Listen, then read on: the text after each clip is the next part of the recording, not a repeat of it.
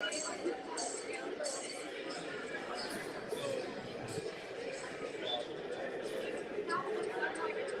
think we're good to go.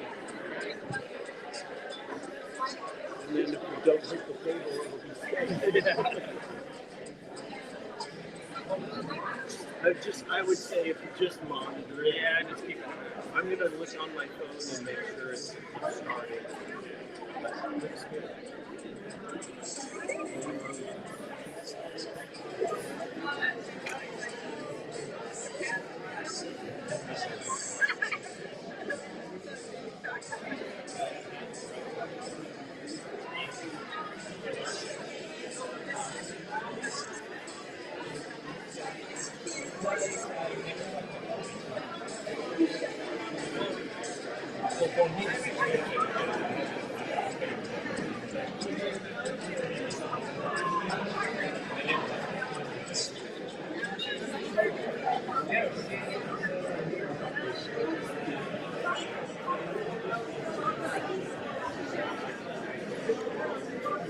Yeah.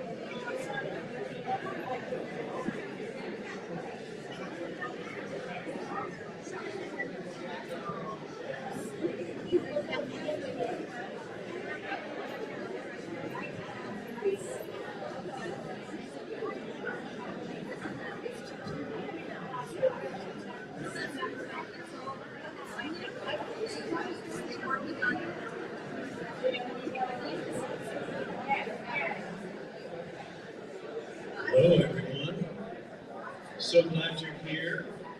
It's a beautiful afternoon. I am David White. And we're here to celebrate and honor him. Thank you for coming. We're going to just open it up so you can go get some food, maybe ready for some snacks and drinks. So, I don't know, dismiss by table or just go for it? What do you think? Which is better? Let's go for it. Can they go on each side of the table? We go on each side? Okay, food on both sides. There's a restroom over here for convenience. There's also restrooms down the hall if you need to do that. And I'm going to pray for the food. And then we'll go. How's that? Ready? So, Father, we just thank you for this gathering, memory, joy, celebration of Robert Morgan White. We just ask your presence be here, your hand of blessing on all of us as we reminisce and we fellowship and also eat together. Bless the food to strengthen us and nourish us. And thank you, Holy Spirit, for your comfort in this time. In Jesus' name. Amen. All right, here we go. Go for it.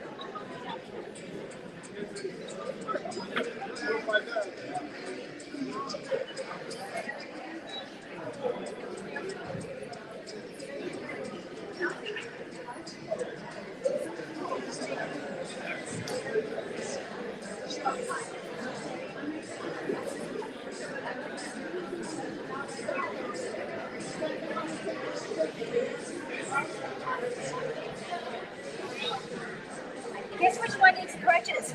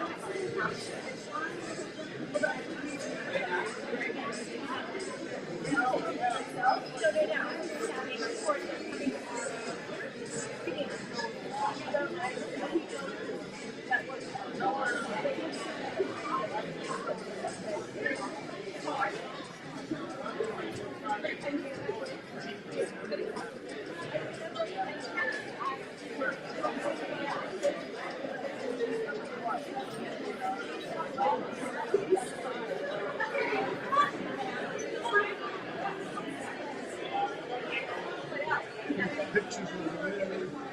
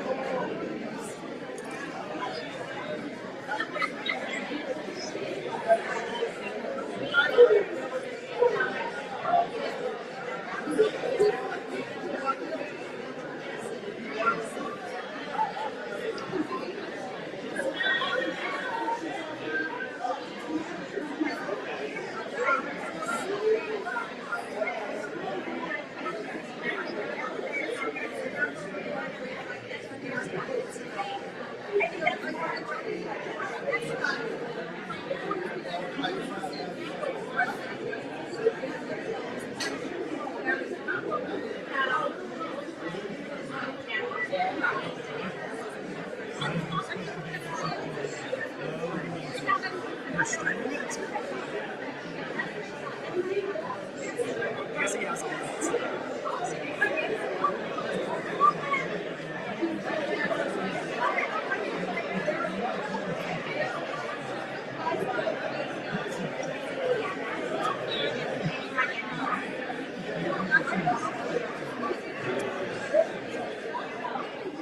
This is like way bigger than I thought it was going to be.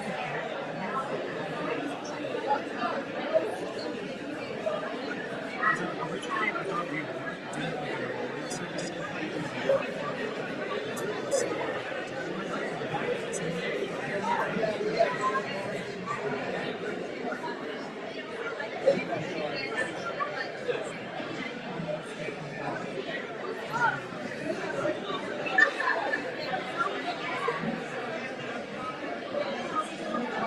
did they ask you to do it and say something as well?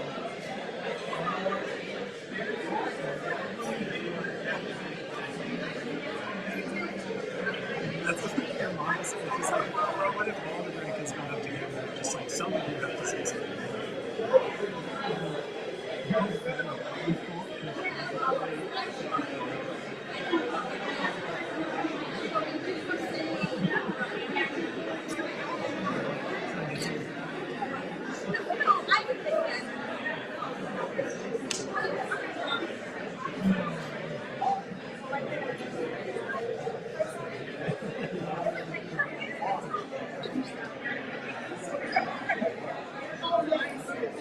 I definitely don't have anything.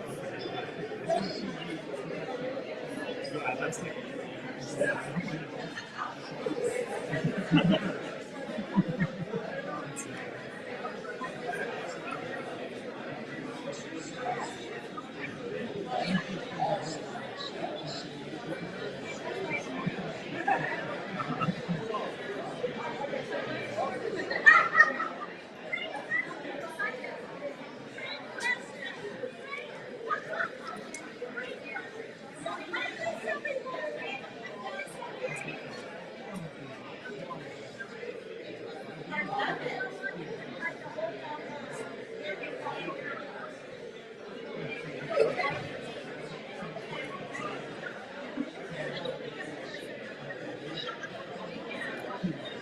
Wow. Are you just staying in a hotel room?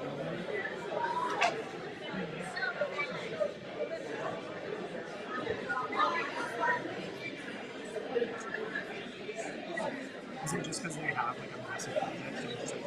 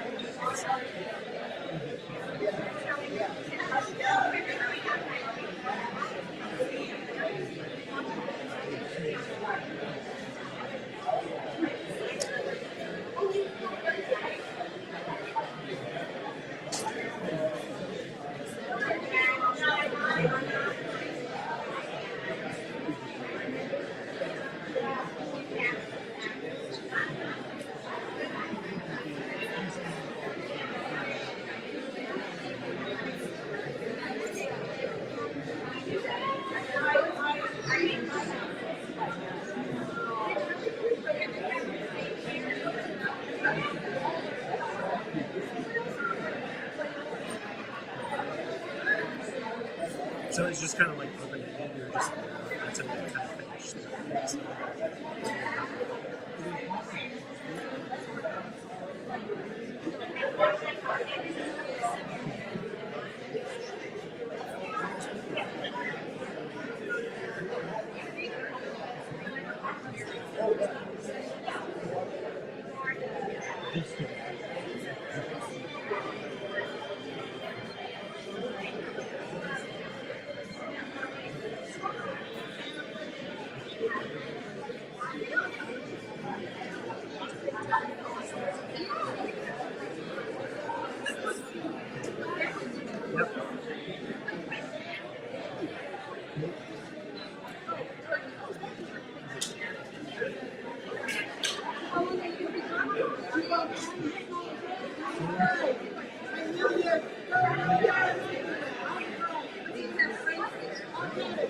I'm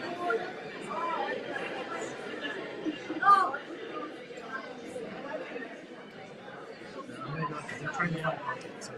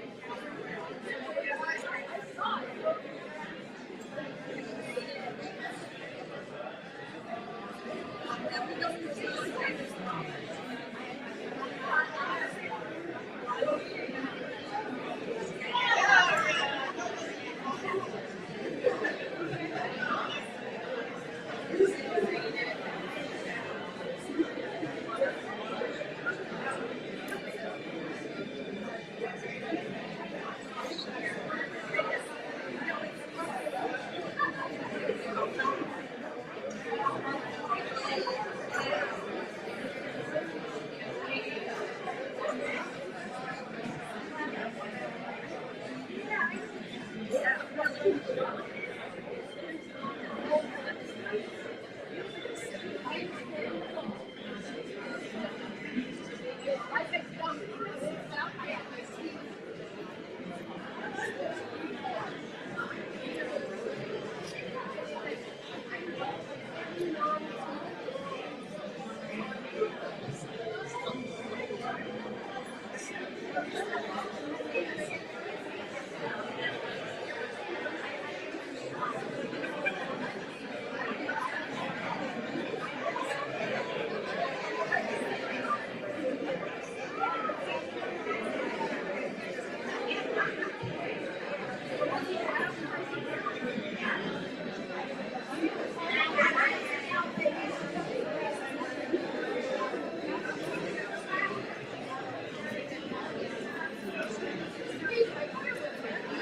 Sorry, of course I had to talk to people.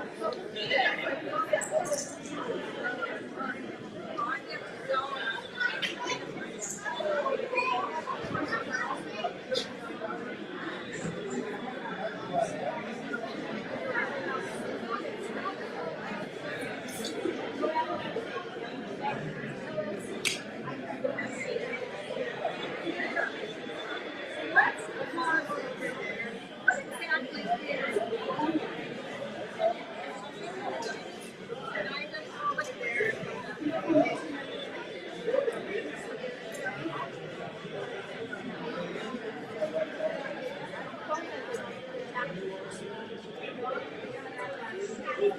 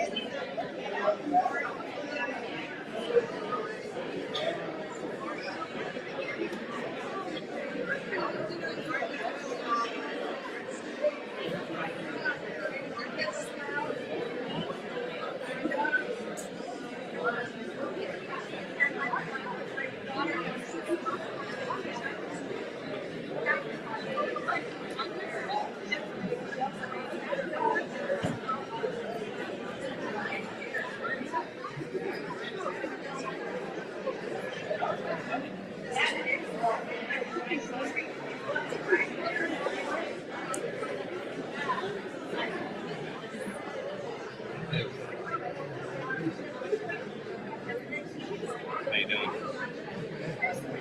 Yeah. What's that? Huh. Who's watching the live stream? Who knows?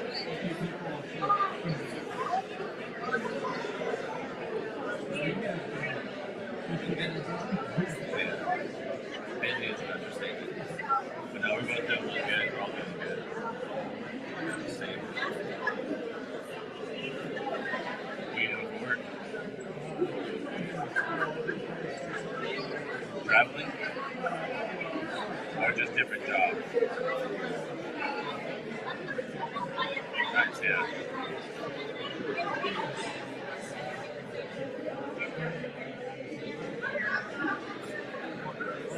Gotcha.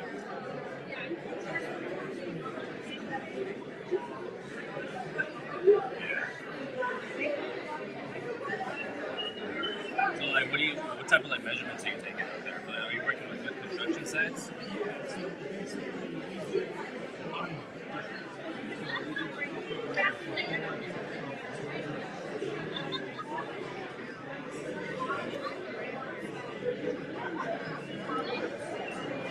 Yeah.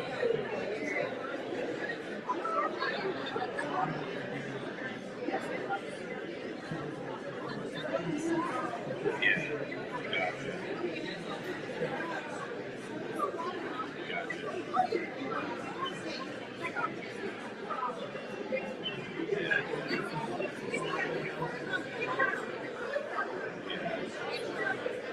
Yeah. Taking measurements before and after, shit like that, maybe.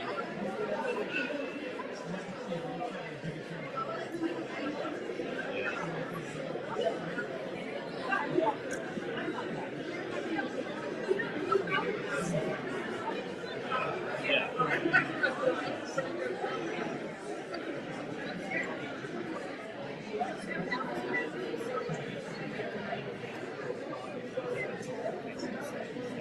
Sounds good. Talk to you later. Yeah.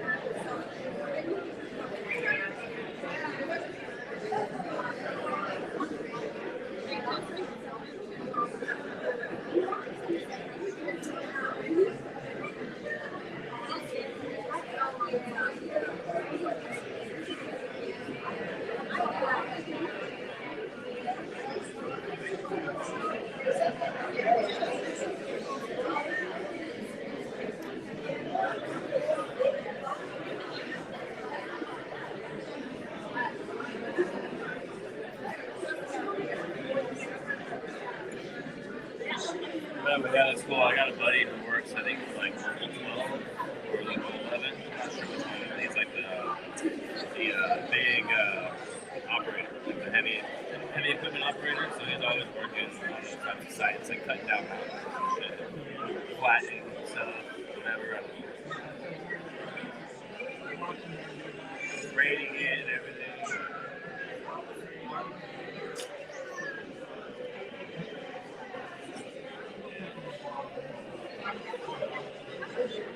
Yeah. It's cool, man.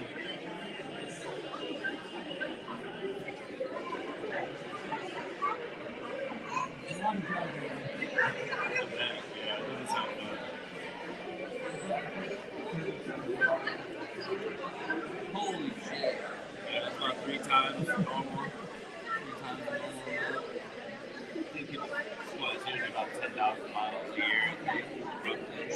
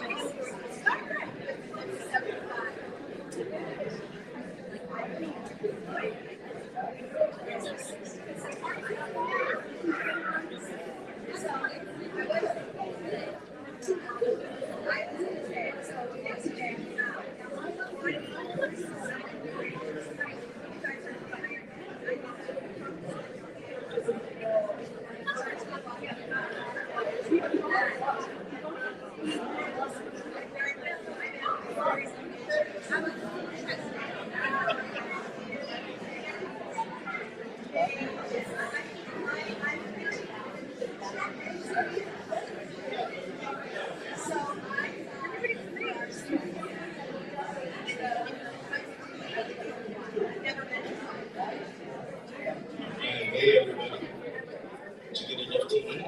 There's a lot more. I should probably get more. We're going to get things started, especially for those who are watching on YouTube right now, who have been watching you all eat. So I hope you all have gotten something to eat while we've been eating. So we all ate together. I don't know. Anyway, we're going to get started, and my sisters are going to come join me, I think. And we wanted to share some memories. And at some point, our kids are going to come and share a few things. We've got a slideshow for you. And yeah, it's going to be good.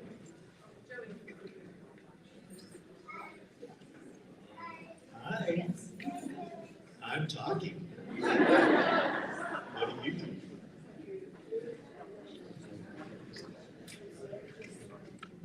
Welcome, everybody. Thank you for coming today to honor our father and your friend and grandfather, great-grandfather, tennis opponent, and all-around good guy, Robert Morgan White. I would go first just to get it over with. I want to say I miss the people who should have been here, like those who've gone before. I honor those people that we love. My dad was a list maker, and so am I. I use my phone list and my notes section in my phone to compile my wants, my goals, my desires, mostly my things at the grocery store. David found a whole pile of lists of dads in a small old envelope. In fact, there were 40 or 50 of them. I was wondering what span of time they amounted to. Years, months, days. I don't know. I have to yet to look it up. But I'm looking forward to it. I remember we had some discussions about list making, Dad and I, on our list. Did we cross off things that we had compiled or completed? Did we ever complete things? Did we carry forward things that were incomplete onto the next list? That sort of discussion anyway. I don't know if I inherited that behavior or learned it from Dad, but we had that same thing going. And we could talk about it and laugh about it. We had found our commonalities when we were together. I had his nose. David did not share that news. I don't know if I ever told him that though. Here's some things I remember about my dad. I saw him jump into a pool to save a person once. I think it was a man his size, and he did save him from drowning. That was impressive. I don't know, let's see.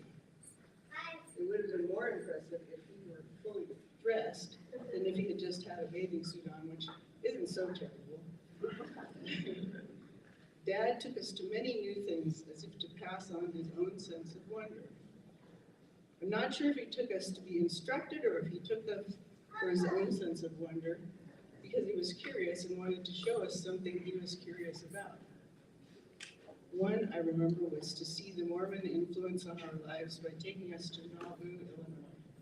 If you've heard of Nauvoo, Illinois, raise your hand.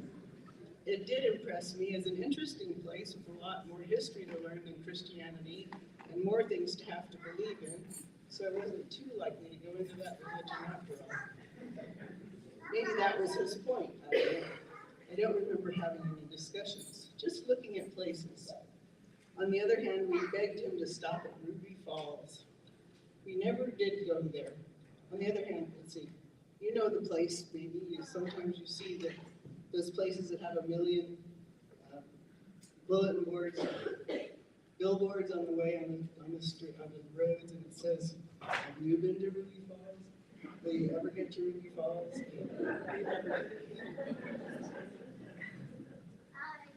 Guess what's at Ruby Falls? We had to guess. It was left to our imagination. Dad did some funny things that impressed me. Some more funny things. He would sniff the curtains when we would go into a motel room. We had never gotten a reservation at the ocean. Anyway, he'd go into the room and sniff to see if the curtains smelled like smoke. And that involved, apparently the smell of smoke, once he quit smoking, was like an atomic bomb to him. I'm not sure if that was because he would feel like he had to smoke or hated smoking afterward. I never asked that question either. He was a great smeller and sniffer of things. His grandmother and my great-grandmother Morgan could smell cottage cheese. If it was blinking, it was then no good.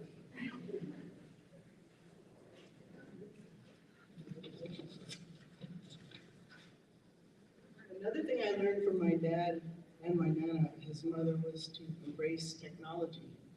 At least I learned at once that one could do that. I'm not so sure I did that. Somehow I got this need to do well in school. I don't know if it was Dad or Mom who impressed that upon me or how they did it. I don't know that they ever said it was important, but we were going to college. I always knew that I was going to college. Of course, it wasn't so hard to get in back then. Dad was a saver. I am a saver, but not quite to this extent. I don't think you can judge that after I die when you see my garage and my door.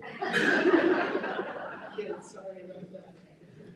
I'll try not to be too loud about it. Oh yes, and Dad took us fishing in Little Wyman Lake in Sullivan, Illinois. I remember balling up wet Wheaties, damp Wheaties, and sticking them on a hook somehow.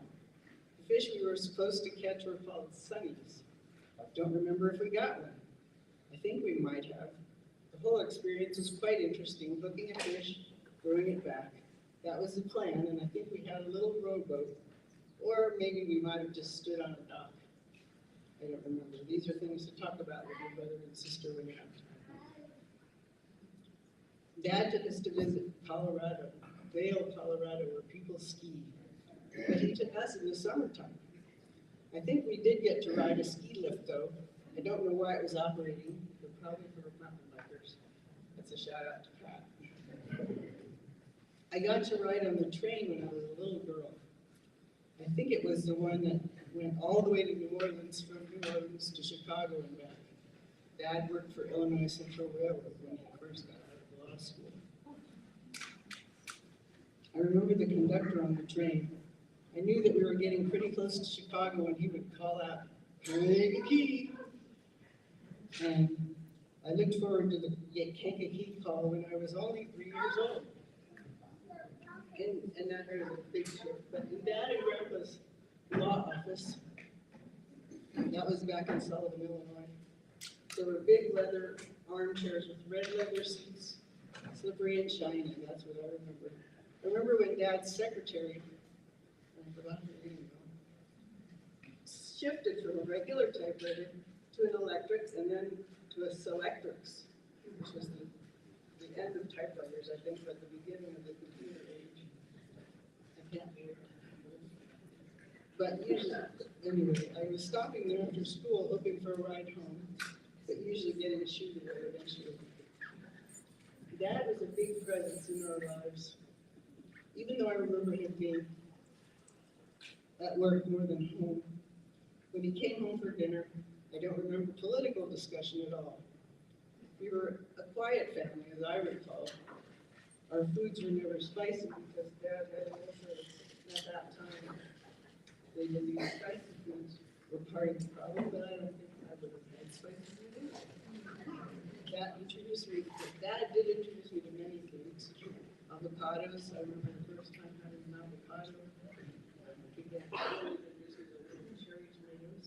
She said, be sure to stick the whole thing in your mouth at once so you don't pop it all over your shirt.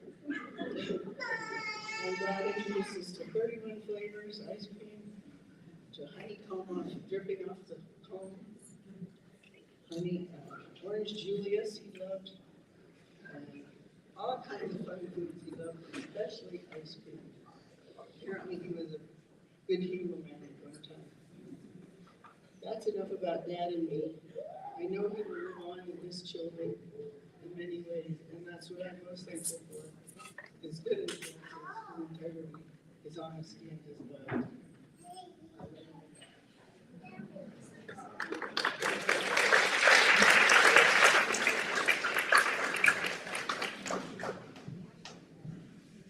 It's really interesting listening to your older sister talk about your dad, because you learned some things, because I was too young to know, I think. Let's see, I'm going to share a little bit of what we sent to the Braintree County News Progress for Sullivan, the paper Dad loved to read all the time. This is the obituary. It says Robert Morgan White, 90, of Irvine, California, passed away at home on February 26, 2024, with his family by his side. And my daughter added this at 6:31 a.m. so we could get one last look at the stock market opening.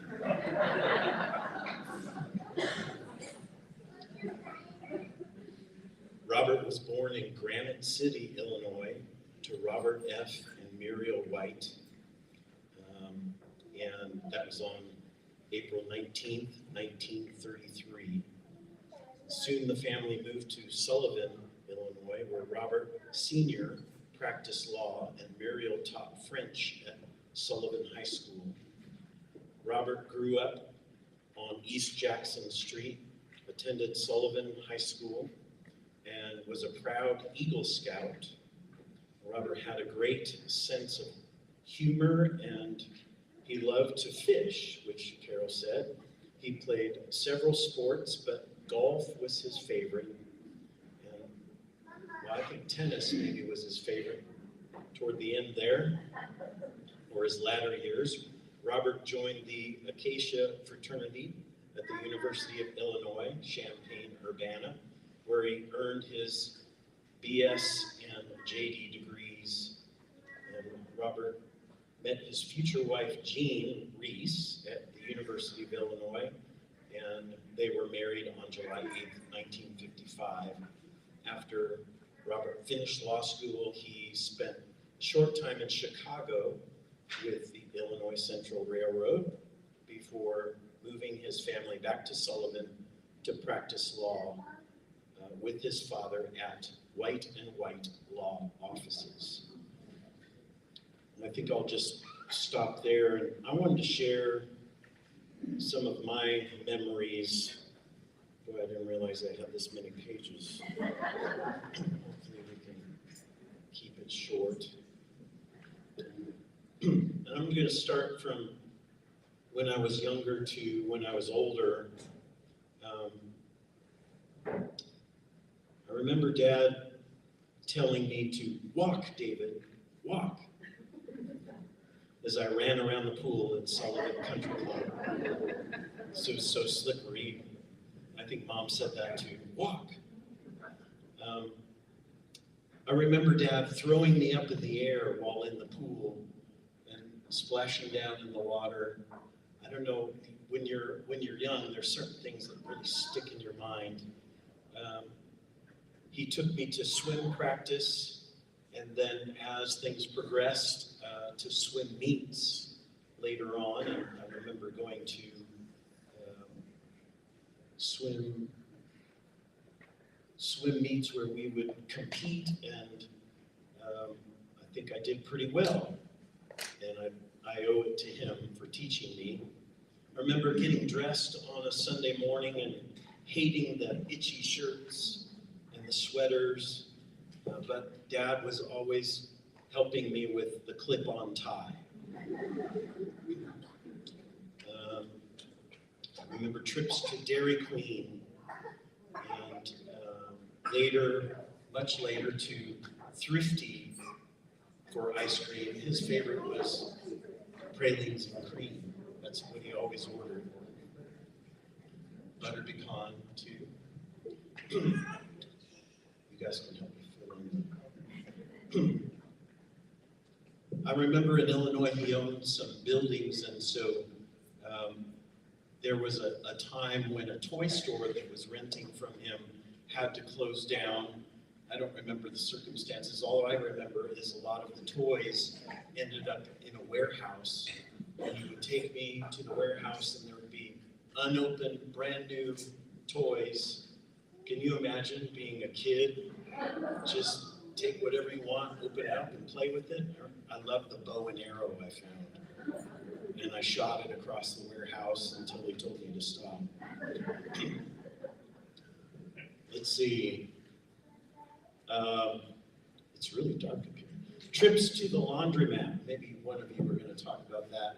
He owned a laundromat, and I just remember collecting coins, and then they would come back home in cloth sacks, and we would open them up around the kitchen table, as I recall, and or on the floor. Probably mine were on the floor, and count them and roll them up to be deposited in the bank. But that was such a fun, capitalistic family time.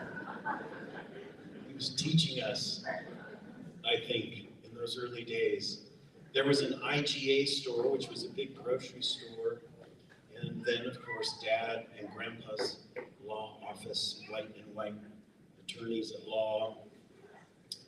Oh, let's see. Then we later moved, I'm skipping a lot, I'm sure, moved to San Diego, and I remember being at the beach so many weekends. Do you remember that? Constantly. We'd drive up the hill on Soledad Mountain, down the hill into La Jolla, and then go to, is that Mission Beach or something like that? La Jolla Shores, and then on, thank you. And then on to, we'd go to the Cove and go snorkeling there. And Dad was the spearhead of all that, rafting in the water, on the waves. Maybe that's where I got my love of wanting to surf or boogie board. Dad taught me how to work on wood. He was always building something, always had a project, and he would sand and cut and hammer and drill and everything, and I was curious and wanted to learn, and he taught me how to build things, which I'm still doing to this day. I also vividly remember a big hill in our backyard in San Diego that would always get weeds on it. And so at one point we had a brown paper sack or something like that. I don't think they had plastic bags back then. And he'd send us up the hill to pull weeds and put them in the sack. And we'd get, did we get paid for that? No.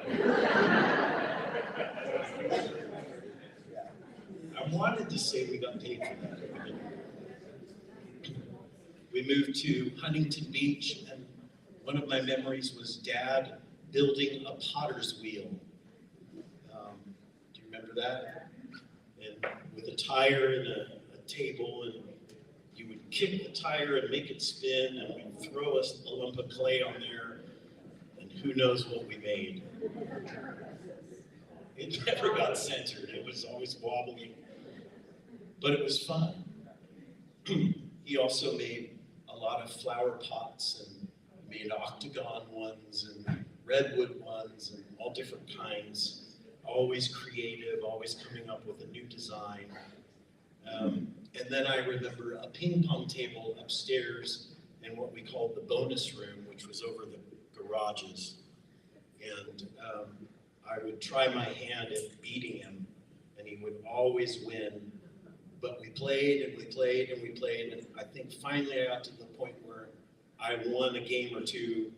And as I was thinking about this, he probably let me win because he was so good.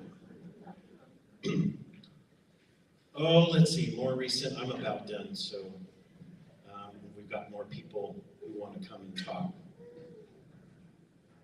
If I can see this. Ah, yes. Dad always had something in the trunk of his car for me. There was always a book or a magazine or an article or some sort of paper, information he wanted to relay or convey. And then there were power tools that he wanted to give back to me that he had loaned and vice versa. We'd go back and forth. Just a vivid memory. Every time I would see him, there was something he wanted to give.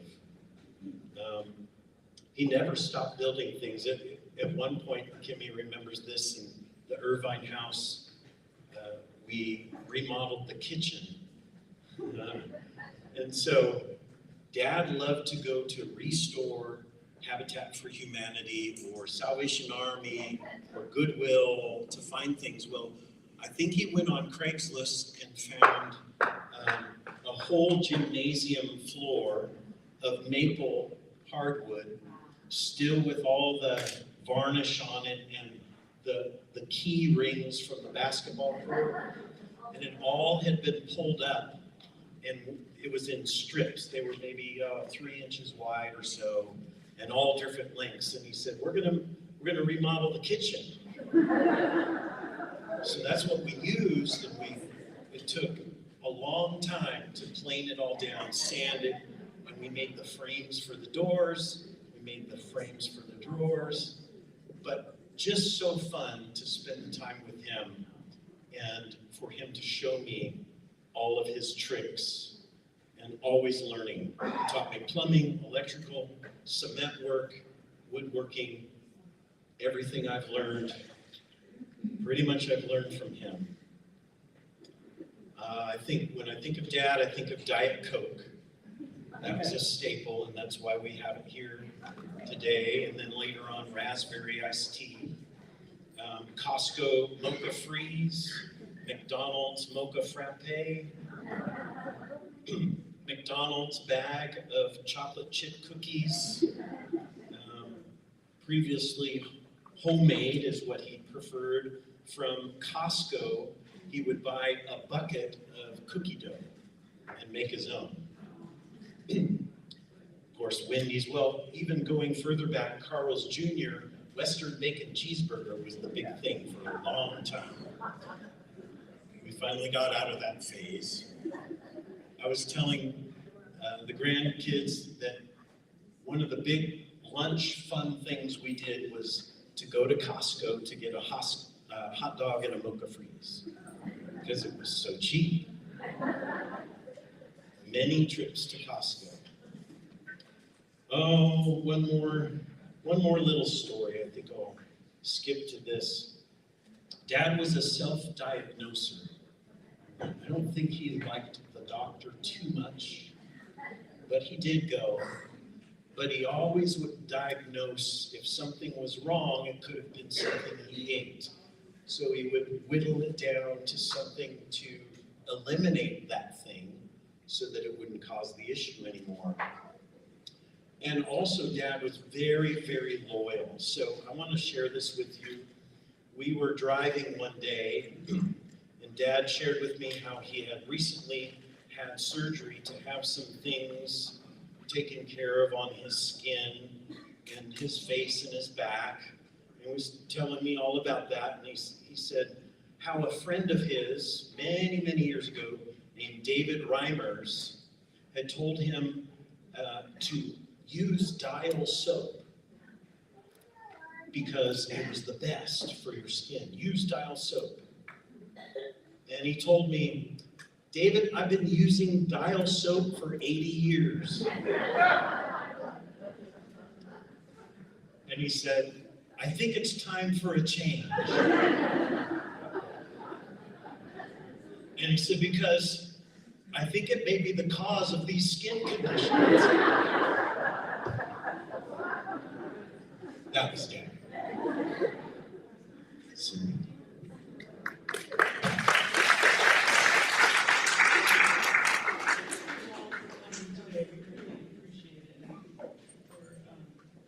we know Dad was an avid tennis player, and some of you know him from being an opponent or a partner. And that was something that really passed along to me. I don't play much now, but I played in high school and beyond, and was able to play doubles with him for a while until he got too good.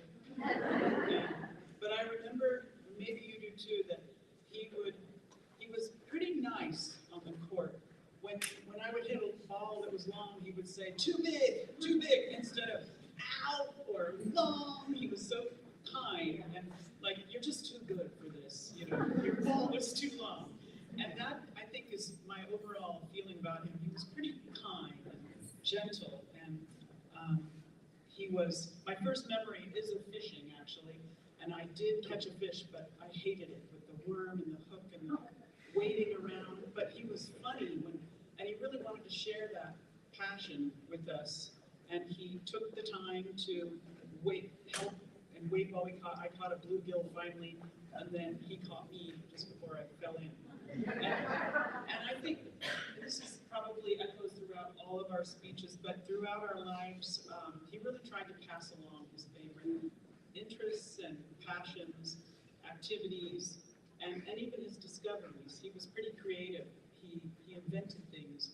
If he needed something around the house that he couldn't find or needed a tool that he didn't have, he would make it and come up with little inventions. And he wasn't successful at passing along all of his passions to me. One thing he loved to do was flying. And when we were young, he would take us up in these single-engine prop planes. And I thought, that was so dangerous. I can't believe you're subjecting us to this. You know, it was neighbors and friends who were flying us in these little tiny airplanes. And he was usually a worrier. That's what I remember about my dad. He was a little bit of a worrier. So why was he doing this? This was dangerous. And it was loud. The propellers were loud. But he loved it so much, he eventually took flying lessons in solo. And we were all there for that. We all stuck with it with him and were there for that flight and prayed for him. He made it back. And then when we moved, in 1970, we moved from Illinois to San Diego, and then his passion turned to gliders, and we would go to Torrey Pines for hours and watch the gliders. It was so boring. But there was a beach below it called Black's Beach that was a nude beach, and I always wondered if that's why we really loved it. So we'll never know. He never told me, and he never bought a glider, but he talked about it. Yeah. And he loved the quiet, the peaceful, quiet thrill of it. Like David said, he taught us to swim and then got us on the swim team, and that paid off when we moved to California, and we knew what we were doing. He didn't have to worry about us in the water. He also built us an ice rink when we were young. I was probably 8 or 9, and we woke up near Christmas, and this rink was out in the pasture where we lived, and he had filled it with the hose, and so it was really bumpy and not smooth. And he put ice skates under the tree for all of us, and we had to learn to skate because there was no railing. So it was do or die. And we all learned how to skate. So I'm not good, but I know how to get around the rink, and I was thankful for that skill really my whole life. And I felt like he really passed along just the desire to try new things and not be afraid of what might happen, and to follow through, not give up, just see it through to the end, whatever it is that you do. I didn't take up woodworking, but I did make a lot of birdhouses when I was younger. And I remember my dad loved, you know that at Kemi, every garage we ever had was full of wood and sawdust, and it covered everything. And I think we have some cleaning to do. And he's built a lot of furniture, lamps and little desks and a table. What else? Lots of pieces for the office. He loved walnut, but I know he and he was a recycler. That was a big part of Dad's life. He called himself the original recycler. Before it was cool and environmentally correct, he felt like that's what we should do, to be responsible. And he taught us the value of DIY, and he called it sweat equity. And so he really wanted to pass those things on to us, and some of us accepted them and took them on better than others. As you know, Dad loved tennis. He was also an avid golfer, and he won several tournaments that his company put on, Union Pacific Railroad, when we were in Huntington Beach. But really, tennis was the sport he couldn't live without, and it's a good thing because it was through tennis that he met Akemi in the late 90s, and he found in Akemi a fellow creative spirit, a very talented, kind person, and a sense of humor too. She's funny. And she made Dad's life better, a lot better, and more fun and healthier. I mean, you heard what he ate. And she made it easier too, in many ways. And I think the last thing I want to talk about a little bit is Dad's career and the work that he did. He was proud of his law record, and he cared about his clients a lot. He maintained his law license until he was almost 80, and he helped many, many friends and relatives who needed help with legal matters. And but when I was studying for the LSAT a long time ago, I was working for an immigration lawyer. That was what I was going to do, and he called me and said, "Don't do it. Rethink it. Don't go." Law school was probably the hardest 3 years of my life, and being in court was nerve-wracking for him, and it was boring, he said. So I really did rethink it, and he said, do something more creative. And he told me his first loves had been architecture and investing, and I should do something like that, and something creative. And he went on to say, remind me, because I was little when we were in Illinois, but he reminded me, like David said, that the fun he had was after work, when he and his father developed these small shopping centers. And one he owned until last year. And he owned laundromats, like David said, and also something else.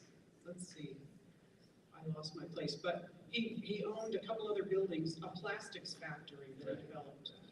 And that continued on into California. When we moved to San Diego, he and a partner had lots of little ventures. I think they bought a little apartment complex and converted the units to condominiums. And then he looked into building and buying a tuna boat, a commercial tuna fishing boat. And he found a builder, and he found a designer, he found someone who could operate it, and then the financing fell through. Thank goodness, because the tuna fishing industry dropped out of San Diego, and I guess the unions changed things around so it all was operated out of Mexico. very soon after that, so he would have probably lost his shirt. And then he invested in a few other businesses after that, and that's what really made him happy. He designed buildings and made also good models out of these buildings, painstaking models that would sit around our house, things that he built and things that he dreamed about. And I would say that was probably the biggest message I got from him was dream big and follow your dreams and really try to follow them through and don't let anything stop you. Don't live a life of shoulds. You should do this, you should do that. So that's what I would leave with you. His legacy for me was try new things and really don't be afraid, don't let fear stop you. And also live with kindness and integrity. And, just be the best person you can be. Thank you all for coming. Our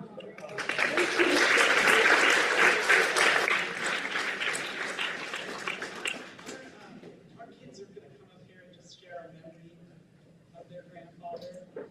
And then anyone who would like to say anything, of course, is welcome to.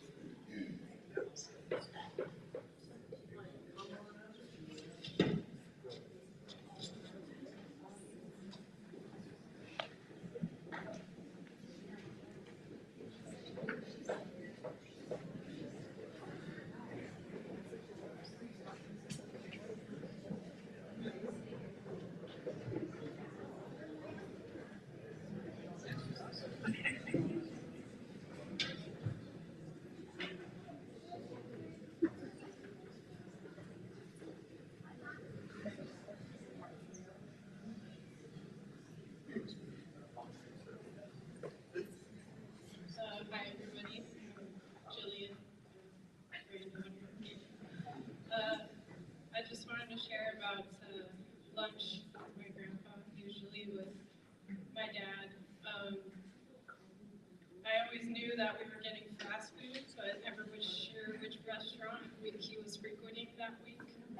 So often the choice was between his recent favorite or whatever coupons he could find in the kitchen drawer. When we arrived, they already knew his name and his order, so for us it was just whichever coupon we claimed on the ride over. And then he'd pull out his cash and whatever coins he could find and try and get that exact change. So every time I go to a fast food restaurant, I think of him. One other small story, I like to work on cars, so he had something wrong with his car, and I told him I could fix it for him, so it was something underneath the car, and I went under there, and he was just a wreck watching me go under the car. He couldn't stand it, but I kept telling him every 5 seconds that it was totally fine. It's going to be okay.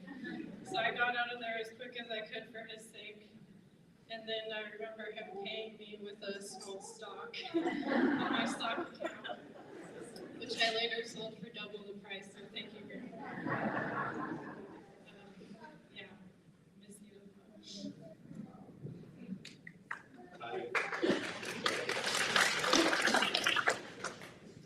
Hi, I'm Brennan, his grandson, son of David, over there. The long lineage of friends, I guess. The thing that I remember most is just his endless creativity, and every time we go over, especially recently, is about inventions and just trying to incorporate a bunch of people, plus my sister, my dad. Oh, sorry. Thank you. The thing I remember most is like, especially recently, is inventions and his endless creativity, and just wanted to incorporate us as a family into his kind of like schemes, as it were. The latest one was an eyedropper that a chemie kind of came up with, and he was pitching it to us to kind of fulfill it. It was just nice to have like a group project of a sort that we can kind of be there and talk with him. And then even the last time we saw him, he was still pitching another invention.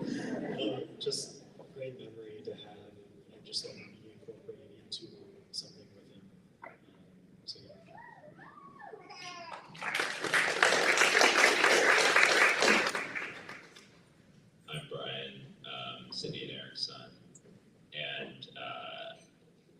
guess I inherited one of Grandpa's passions because I became the stock picker in the family for a living. And I also got the advice, don't be a lawyer, very directly. My sister didn't take him up on that.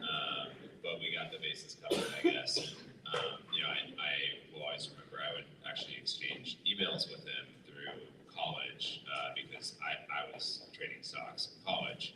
And he was not someone who would necessarily say a lot in person, but he had many long paragraph emails about these obscure little companies that he was researching, and some of them turned out really well, but at about 78, I think he had the same risk tolerance as a 21-year-old. So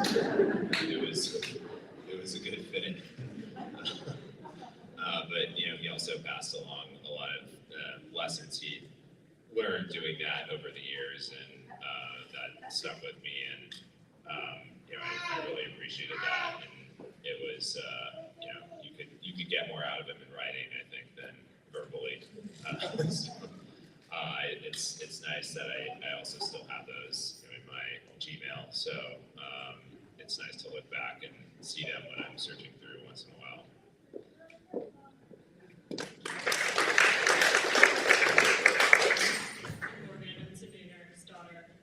So as Brian said, I'm an attorney. My grandfather didn't quite send me the memo of don't become an attorney. I think my mom really stopped him on that one. And so it was my first call when I passed the bar. I was so excited to tell him. And so every time I would see him, he would say, "Hey counselor, it's good to see you." With his big teethy grandpa grin and say, "Oh my." So every time I think of him, I think of those things and I can still hear his voice. And I'm gonna miss him a lot.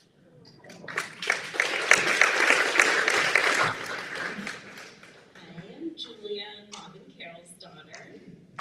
Maybe a couple words. My grandpa, how lucky am I to have had such a warm, loving, chocolate chip cookie, sweet grandpa. For nearly 40 years, I got to feel your love and support. You showed me the beauty of rose gardens and blue robin eggs when I was small, and I can't remember you ever getting cross. Thank you for your endless love and smiles and giggles, and for pulling me back from every cliff edge I got within 5 feet of. Losing Grandma Jean was hard when I was, I think, 11, and I miss her every day since. Now I'll be missing you, but with almost 40 years of cherished memories, I can't help but feel lucky. We got so much time together. You'll always be with me. I love you. Hi, I'm Matt. I'm Eric and Cindy's son. I remember so many things. I grew up playing tennis, like so many others. I remember playing tennis with Grandpa, with a Kimmy. To this day, I still have a tennis racket he gave me. And one of the other things I remember that was something I'll never forget was spending a summer while me and Kimmy building the back deck. We rebuilt, had to bring in all the sand, all the wood, all the tile in the backyard, everything. And spend every day out there in the morning. Bit by bit, tear out the old and in with the new. To this day, I still have that back deck, that patio, all that stuff that we built. But I will never forget. Wonderful meal that we made. My grandpa did not eat enough of. So, thank you both.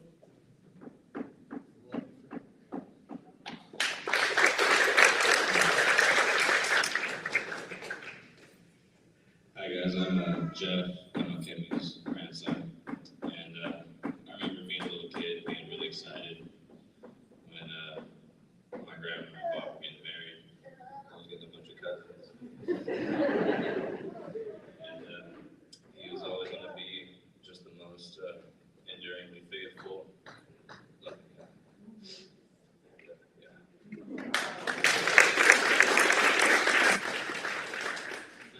Bobby and Bob and Carol's son.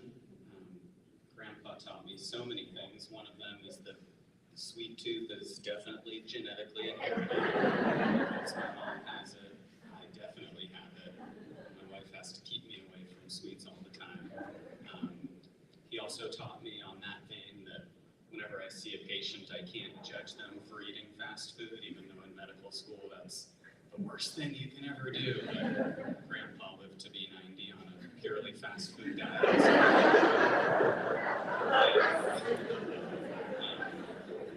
But I will just always remember him as the most sweet, loving, gentle man. Every holiday we would gather and he would have such generous gifts for all the grandkids and just support us in every which way. And it took me till age, I was a poor medical student, a poor resident, and then finally when I was 35, got my job, and he immediately sent me his Warren Buffett books and was like, okay, here, now you've got money, you can invest in it. So it was just so special to go through childhood and adulthood and to have him around for so long as a supportive grandparent. So thank you for everything, Grandpa.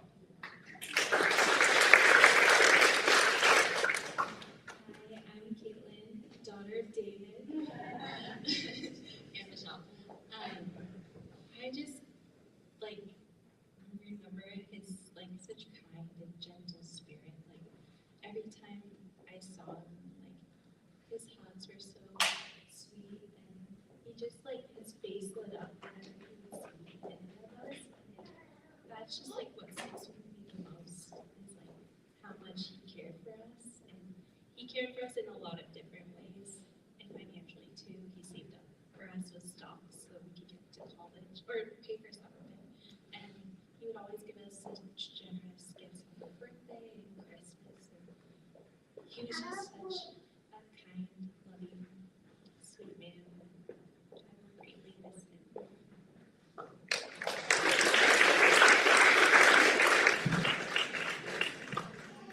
Alright, want to come this way? Well done. Beautiful.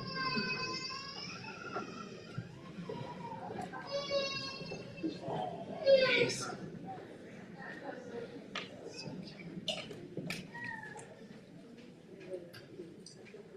cute. Also wanted to see if Kemi, Shoko, Masaki, you guys want, if you want to share anything or say anything, you're welcome to do that.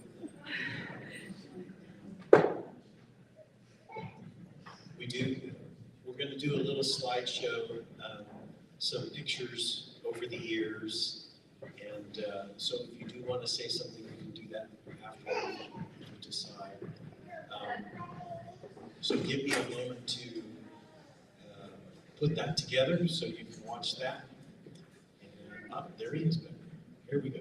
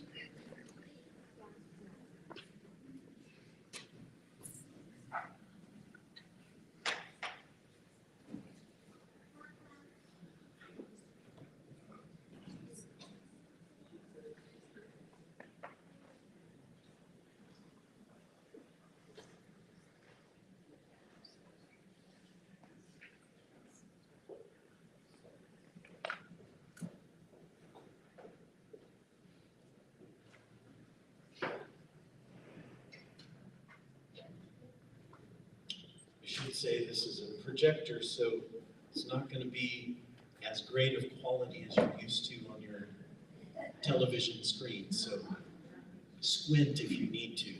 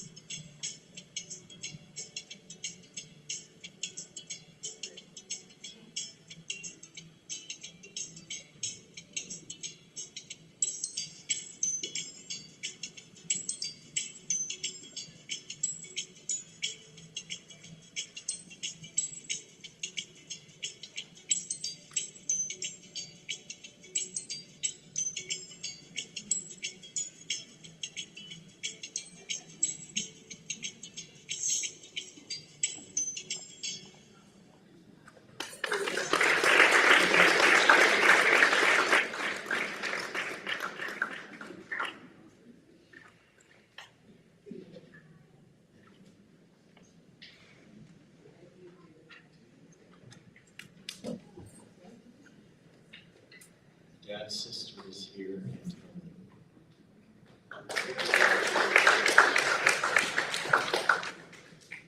Came all the way from Chico.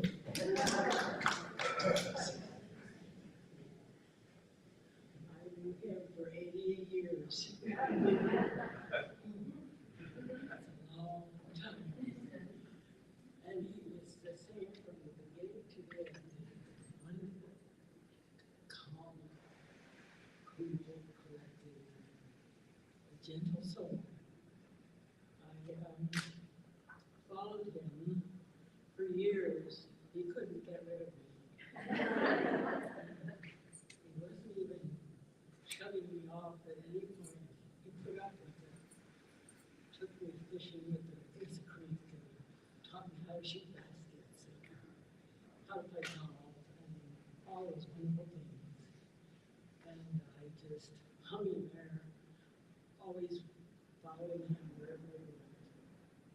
Finally, I had to grow up.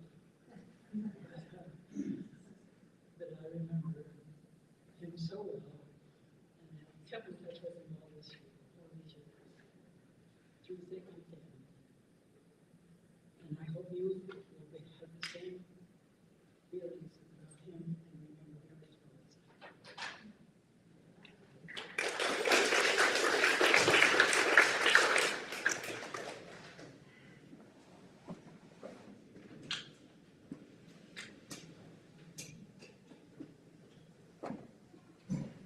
Thank you all for coming today. We appreciate it. And Dad would have loved to see all of you. I know he's looking down while he's playing bridge and visiting Charlie Munger and his relatives and the people he used to know. That's really what he wanted, I think, was to be with all the people he loved that he missed. And I think he's happy. I think so. He had a happy life, and I know I'm glad you were all a part of it. Thank you. We appreciate it.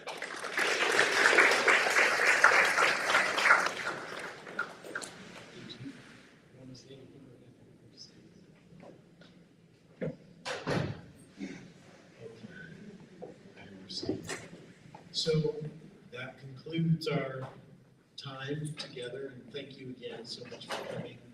And there is still a lot more food. And I think we might even have some baggies for to go if you want to take a snack for the road. Maybe a cake or cheese, whatever you like, okay? I think we're working on one last little treat for you before you go, because Dad loved Costco Mocha Freeze or McDonald's Mocha Frappe. So I think they're whipping up a little taste from a recipe of Mocha Freeze or Mocha Frappe. You decide. So if you would like one of those, just hang tight and we'll get that out to you here shortly. All right? Thank you again.